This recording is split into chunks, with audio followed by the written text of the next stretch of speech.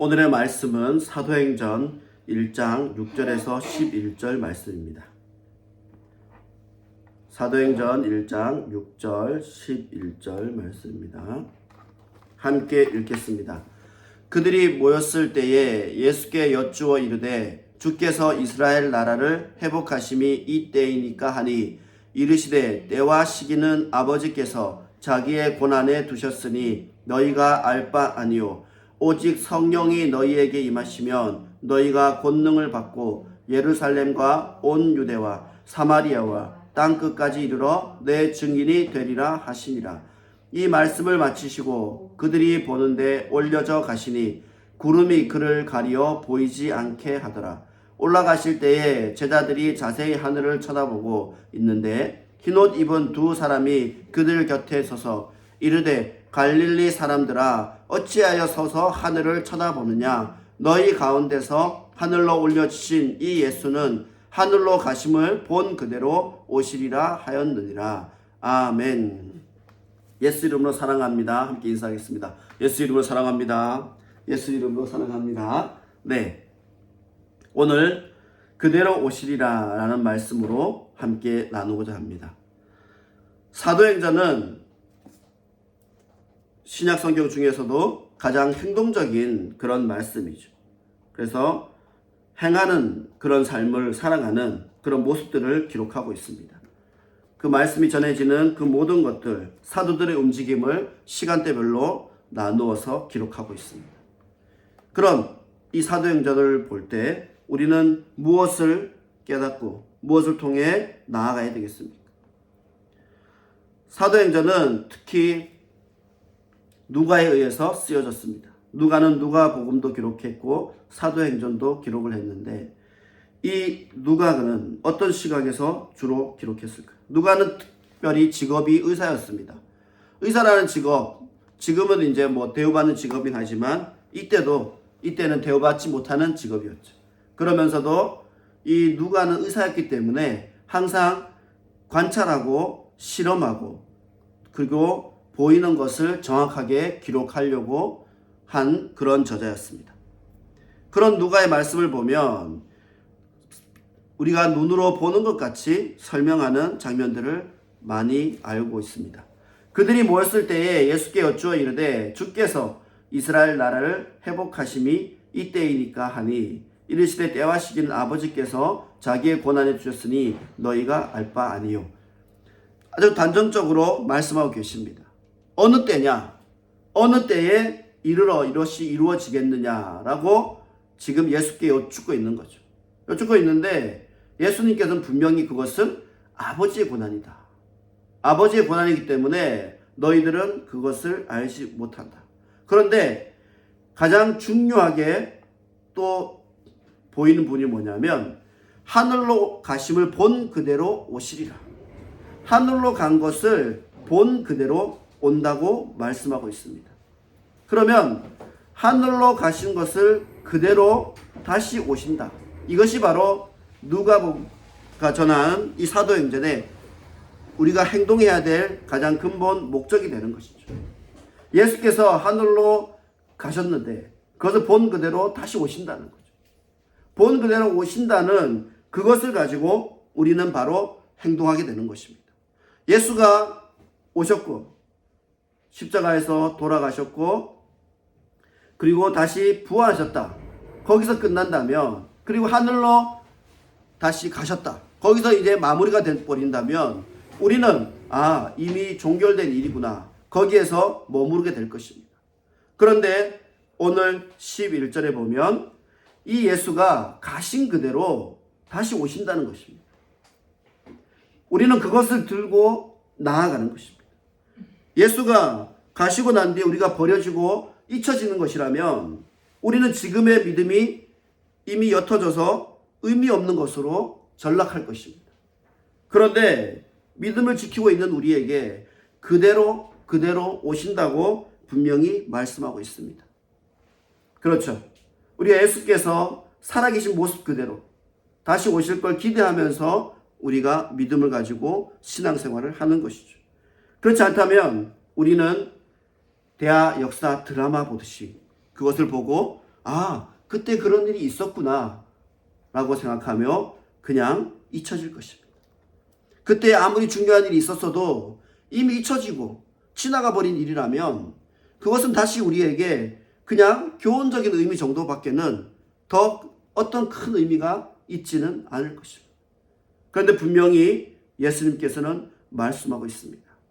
본 그대로 오시리라.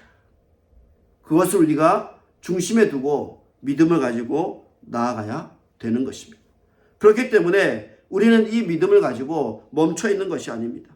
바로 움직이고 계속 걸어 나가야 되는 것이죠. 8절에 보면 오직 성령이 너희에게 임하시면 너희가 권능을 받고 예루살렘과 온 유대와 사마리아와 땅끝까지 이르러 내 증인이 되리라 하시니라. 이 말씀은 우리가 누누이 너무나 많이 들은 말씀이죠.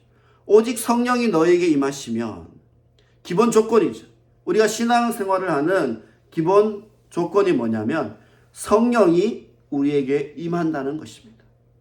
성령이 우리에게 임하면 우리가 권능을 받는다는 거죠. 성령이 임해야 권능을 받게 되고 우리가 그 길을 떠나게 되는 것입니다. 예루살렘, 온 유대, 사마리아, 땅끝, 이것을 보면 점점 이 믿음의 땅이 확장되어 가는 것을 보여줍니다. 처음에는 예루살렘이에요. 그런데 온 유대로 넓어졌어요. 그리고 사마리아까지 갔죠. 그리고 이제는 땅끝까지 이르리라 라고 말씀하고 있는 것입니다. 저번 주에 호세아서 설교에서 바닷가 모래알처럼 많아진다. 믿음을 가진 자들이 그렇게 많아진다. 이스라엘 백성이 바닷가 모래알처럼 그렇게 셀 수도 없이 많을 것이다 라고 이야기를 했죠. 그 일들이 이루어지려면 바로 성령이 임하는 역사가 있어야 되는 것입니다. 그래야 이 뒤부터 전개가 되는 거죠. 그리고 이 시절에 말씀을 전할 때 예루살렘, 온 유대, 사마리아, 땅끝. 바울에게는 땅끝이 어디였습니까? 바울에게 땅끝은 바로 로마였습니다. 우리에게는 이 땅끝이라는 이 생각이 존재하는 거죠. 지금은 어떻습니까? 바울이 살던 시대에는 기껏 마차를 타고 이동하거나 아니면 걸어가거나 말을 타고 가거나 아니면 배를 타고 가거나 그게 이제 한계였어요. 더 이상의 이동수단이 없었죠. 그런 바울에게 땅끝은 로마가 보였던 거죠. 그래서 바울은 죽기까지 이 로마에 가고 싶어 했고 결국 로마에서 사역을 마무리하게 됩니다. 그럼 우리에게는 이 땅끝이 어디입니까? 우리에게 이 땅끝은 어디입니까? 어떤 사람은 이렇게 얘기합니다. 내 가족이 땅끝이다. 왜냐하면 가족을 전도하는 것도 결국 쉽지 않다는 거죠. 내 가족, 나와 함께 밥을 먹고 나와 함께 잠을 자고 나와 함께 이렇게 피를 나눈 그런 가족도 전도하기 너무 어렵기 때문에 이 가족이 아무래도 나는 땅끝인 것 같아. 이렇게 얘기하는 사람도 있고, 어떤 사람은 아마존이나 저런 밀림, 아프리카 정말 오지를 가보니까 여기는 비행기를 타고 올 수도 없고 걸어서 오면 한 30일 걸려야 겨우 마을에 도달할 수 있어. 그런 마을도 있죠. 그런 마을이 땅끝인 것 같아 라고 이야기하는 자들도 있을 것입니다. 그리고 오히려 땅끝은 또 어떤 사람은 이렇게 하나님을 믿는 이렇게 기독교인은 이미 믿고 있으니까 여기는 이제 딱 됐고 그 다음 뭐냐면 이슬람교라든가 다른 불교 이런 걸 믿는 사람이 예수를 믿게 되는, 하나님을 믿게 되는 그때가 바로 땅끝이야 라고 또 이야기하는 사람도 있습니다. 그러면 이 땅끝은 또 우리의 생각에 따라서 점점 달라지겠죠. 그런데 하나는 똑같습니다. 거기에서 우리는 무엇이 되는 것입니까? 내 증인이 되리라 하시니라. 내 증인이 된다는 거죠. 근데 이 증인이 이것을 증언하고 이렇게 법정에서 증언 이런 증인도 되겠지만 그것을 증명하는 사람 이런 의미도 있지만 이 증인이 또 어떤 뜻이 있냐면 순교자라는 뜻도 있습니다. 그러면 하나님, 예수님을 증명하기 위해서 내가 죽기까지 해야 된다는 거죠. 그러므로 이것이 결코 우리에게 주어는 지지만 우리가 감당하기에는 쉽지 않은 일입니다. 그래서 8절에 보면 전제 조건이 나오는 거죠. 오직 성령이 너희에게 임하시며. 그렇죠. 우리가 하나님을 믿는다 하고 그냥 성령이 오기 전 뭐 그런 사람의 그런 삶이 아니라 성령이 내게 임한 삶, 성령이 내게 충만한 그 삶을 살아갈 때에 이런 일들이 일어난다는 거죠. 하나님은 우리가 연약한 걸 이미 알고 계신다는 것입니다. 우리가 연약하기 때문에 우리 자체적인 능력, 인간이 가진 그런 한계를 가지고는 이 모든 것을 이룰 수 없다는 걸 이미 알고 계셨어요. 그래서 예루살렘 이렇게 좁은 곳에서 믿던 이런 사람들, 그래봐야 유대까지, 그래봐야 사마리아, 그렇게 확장돼도 로마까지 밖에 모르던 그들에게 이 모든 세상에 믿는 자들을 일으키고 세워가는 그 과정은 성령이 우리에게 임하는 그 과정을 통해서 이루어졌다는 것입니다. 그러므로 우리는 이 성령의 은혜로 나아가는 그런 삶이 되어야 합니다. 그렇지 않다면 우리는 인간의 나약함으로, 인간의 그런 무지로 인해서 쓰러지고 넘어질 수밖에 없습니다. 그러면 사람들이 이래요. 그럼 성령이 내게 온 증거가 무엇이냐? 그 성경책에 잘 나와 있어요. 성령의 열매들, 막 이런 것들이 나와 있잖아요. 그런 것들을 보면서 우리는 느끼면서 우리가 증명돼 나가야 될 줄 믿습니다. 우리가 보면 성령이 올 때 눈으로 보이게 왔을까요? 귀로 들리게 왔어요? 촉감으로 느끼게 왔을까요? 이런 것도 한번 생각해 볼 필요가 있습니다. 과연 그러면 이 성령은 우리에게 올 때 어떻게 왔냐? 우리 보면 여기 이제 음악치료센터 여기 이렇게 돼 있는데 원래 이렇게 이름을 하는 데는 발달 재활센터 뭐 이런 이름을 주로 많이 써요. 그래서 발달이 되는 과정을 보면 우리가 엄마 뱃속에서 발달이 될 때 감각기관은 뭐가 제일 먼저 발달할까요? 문제. 네. 누구한테 물어볼까? 하민이한테 물어볼까? 하민아, 우리가 엄마 뱃속에 있을 때 발달이 되면 감각기관이 뭐부터 제일 먼저 기능을 하기 시작할까?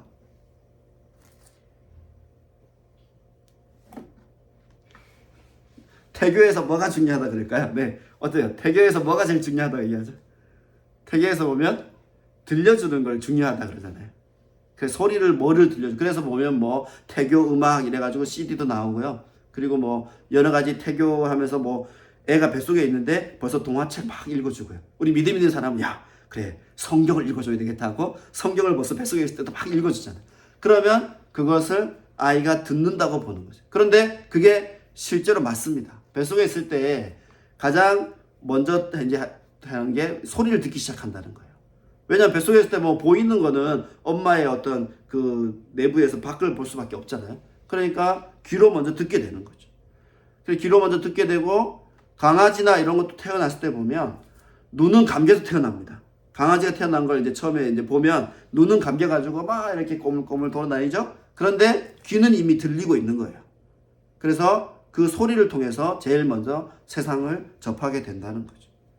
오늘 이 성령도 우리에게 호련히 소리로 임하게 될 줄 믿습니다.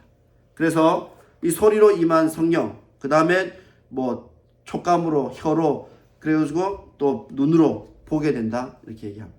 그래서 우리 과정들을 이야기하는 거죠. 내가 믿음의 과정들이 이렇게 성장해 나가는 그런 삶이 되어야 된다는 것을 보여주는 거예요. 그냥 어느 날 콱 이렇게 임해서 탁 완성이 된다. 그러면 얼마나 이야기가 쉽겠습니까? 그렇지 않습니다. 우리도 하나님 안에서 그 과정들을 걸어갈 때 더 깊은 믿음의 대로 가게 되는 것입니다. 우리가 예수님이 그대로 오시리라 라고 오늘 이 말씀에 있지만 이것을 믿기도 참 어렵습니다. 세계가 이제 동그랗게 생겼잖아요. 옛날에 이제 전 세계가 네모나다고 했을 때는 어디 한 부분에 딱 떠 있으면 다 보이겠죠. 그런데 이 동그라미가 이렇게 둥근 구로 이렇게 생겼는데 어느 미국에 딱 나타났어요. 이게 예수께서 그대로 오시리라 그거 딱 나타났는데 그러면 우리가 보는 하늘은 여기 요만큼인데 미국 하늘에 나타나시면 우리가 보이나요? 볼 수 없죠. 이렇게 우리가 이성적으로 자꾸 과학적으로 이야기해보면 그대로 오신다고 했는데 그때 예루살렘에서 뭐 이렇게 그때 가시는 그 장면에서야 그때 믿는 사람들이 거기 모여 있었으니까 야, 예수님이 가시는구나. 천사가 2명이 있네. 여기 보면 있죠. 흰 옷 입은 2사람이 그들 곁에 서서 막 이야기하고 있네. 뭐 이렇게 볼 수가 있는데 지금 이 복음이 막 세계 막 구석구석까지 다 전해져 가지고 믿는 사람들이 이제 거기에 다 있는데 그 사람들이 한 번에 이 예수님을 오시는 걸 볼 수 있을까? 막 이렇게 생각하는 거죠. 그러니까 우리는 이렇게 생각할 수 있는 그런 어떤 한계밖에 가지고 있지 않아요. 저도 그렇습니다. 예수가 그대로 오신다 그랬는데 그럼 우리나라 하늘에 딱 나타나시고 그러면 일본 하늘에도 나타나셔야 되고 저기 미국 하늘에 나타나셔야 되고 우리가 가진 지식의 한계로는 이렇게 생각해 볼 수밖에 없죠. 그런데 이 말씀에 오신다라는 걸 어떻게 오실지 우리가 다 알지 못한다는 거죠. 그렇기 때문에 보면 7절에 보면 이르시되 때와 시기는 아버지께서 자기의 권한에 두셨으니 너희가 알 바 아니요. 아주 강력하게 얘기하시는 거죠. 너희가 알 바 아니다. 이걸 얘기하면 어떤 경우에는 이걸 들으면 굉장히 불쾌해지는 얘기일 수도 있잖아요. 야, 이거 뭘 물어봤는데 야, 너는 알 바 아니야. 딱 이러면 우리 뭐라 생각하겠어요? 뭐야, 내가 나랑 이런 관계였어? 섭섭한데? 이럴 거예요. 하나님께 우리도 이런 이야기를 하고 있는 거죠. 하나님, 그때와 시기를 가르쳐 주세요. 그대로 오시리라 했는데 그때가 뭐 2025년 뭐 12월 1일 이렇게 가르쳐 주시면 얼마나 좋아요. 근데 분명히 물어봤어요. 그런데 말씀하시죠. 자기의 권한에 두셨으니 너희가 알 바 아니요. 그러면 우리의 믿는 자들의 믿음이 어때야 되는지 이제 고민이 되는 거죠. 야, 믿어 가야 되는데 이걸 도대체 1년을 해야 되는 거야? 2년을 해야 되는 거야? 3년을 해야 되는 거야? 아니 내가 죽고 다음 세대까지 갔는데 이게 이루어지는 거야? 안 이루어지는 거야? 우리는 이제 우리의 삶의 기준으로 이것을 보게 됩니다. 그런데 하나님의 기준으로는 시와 때가 하나님의 기준에 상관이 없는 거죠. 우리는 그게 이제 굉장히 중요한데 하나님의 때에서는 그것은 하나님 전지전능하시고 시간의 구애를 받지 않으시는 하나님 입장에서는 이게 상관이 없는 거예요. 그렇기 때문에 때와 시는 우리에게 필요한 겁니다. 우리가 생각하는 거죠. 그러나 하나님께는 이미 그 때와 시가 의미가 없고 무의미한 것이죠. 왜냐? 하나님은 영원한 생명을 살아가는 분이시기 때문에 이게 상관이 없는 거예요. 우리는 뭐죠? 내가 살아있는 이때 예수님이 다시 오시는 걸 내가 봐야지. 막 이런 우리는 우리의 욕구가 있는 거죠. 왜냐? 내가 하고 싶기 때문입니다. 내가 예수를 살았을 때 보고 싶기 때문입니다. 그런데 그건 정해지지 않았어요. 그건 하나님만이 알고 계신다는 것입니다. 그러나 우리는 이 사도행전 시작을 알리는 성령이 우리에게 임하고 우리가 이 복음을 들고 전 세계 땅끝까지 나아가는 그때에 우리는 무엇을 말합니까? 예수는 하늘로 올라가심을 본 그대로 오시리라. 이것을 믿고 나아가는 우리가 되기를 축원합니다. 그래서 우리의 믿음은 바로 이런 살아있는 믿음입니다. 예수가 그냥 이야기 속에, 그냥 성경책 속에 아니면 어떤 그림 속에 있는 그런 예수가 아니라 하늘로 가신 그대로의 모습대로 오시는 예수, 살아계신 예수를 믿는 그런 견고한 믿음이 우리에게 있기를 원합니다. 함께 찬양하겠습니다.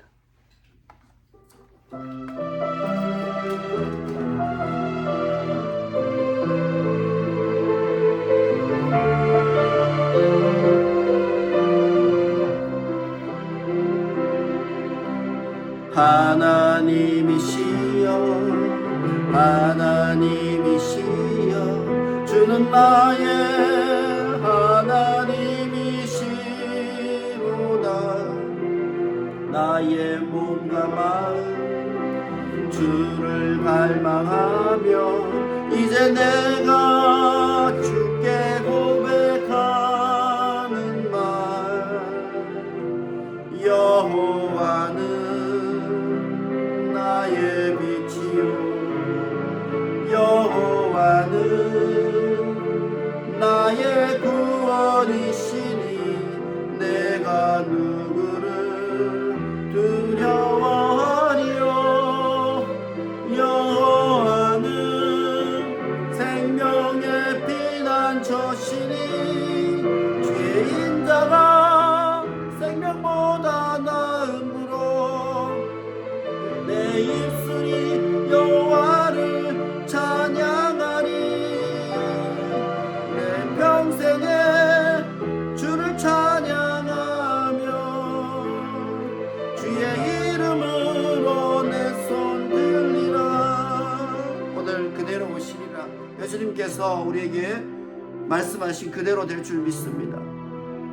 우리가 언제나 성령으로 그리고 그 충만함을 통해서 하나님을 전하고 하나님을 전할 때 예수님이 이 땅에 그대로 오게 되는 모습을 우리는 보게 될 것입니다. 그걸 통해서 우리의 믿음이 증명될 것입니다.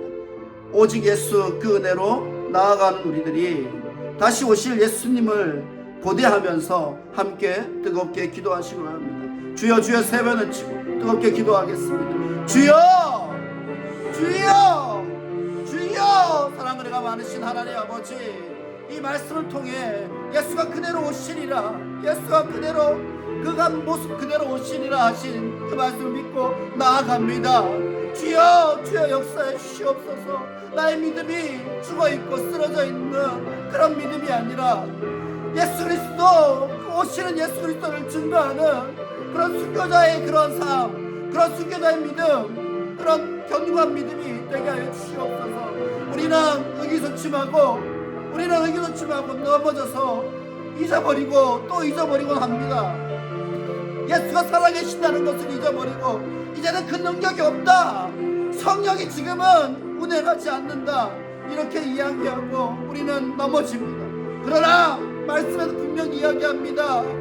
그대로 오시리라, 그대로 오시리라. 예수가 오시는 것을 그대로 믿고 나아가는 그런 믿음, 그런 살아있는 믿음이 되게 하여 주시옵소서. 우리가 언제나 쓰러져서 넘어지는 그런 연약한 믿음이 아니길 원합니다. 예수 그리스도를 붙잡고 오시는 예수, 그대로 내게 오시는 예수, 살아계신 예수, 그 예수를 믿고 전하고 그 예수와 함께하는 그런 온전한 믿음이 되게 하여 주시옵소서. 그런 살아있는 믿음의 사람, 오직 예수 그리스도와 동행하는 그런 사람 되게 하여 주시옵소서. 성령이여 임할지어다. 성령이여 충만하게 나를 채울지어다. 주여 주여. 성령이여 불의 혀처럼 그 바람처럼 나를 채워주시옵소서. 성령의 바람이여 내게 불어올지어다. 나를 채워주소서. 아버지 역사해 주시옵소서. 살아있는 믿음, 살아있는 새 생명의 삶을 살아가게 하여 주시옵소서. 땅끝까지 전하리라, 땅끝까지 전하리라. 결단하고 나아가는 그런 믿음이 되게 하여 주시옵소서. 결단하고 나아가는 그런 온전한 믿음, 그대로 오시는 예수 그리스도를 믿는 그런 뜨거운 믿음이 되게 하여 주시옵소서. 우리가 왜 사랑이 없습니까? 예수 그리스도가 없다고 생각하기 때문에, 예수 그리스도가 쓰러졌다고 생각하는, 예수 그리스도가 부활했다는 것을 잊고 다시 오는지라는 것을 잊고 살아가기 때문이 아닙니까?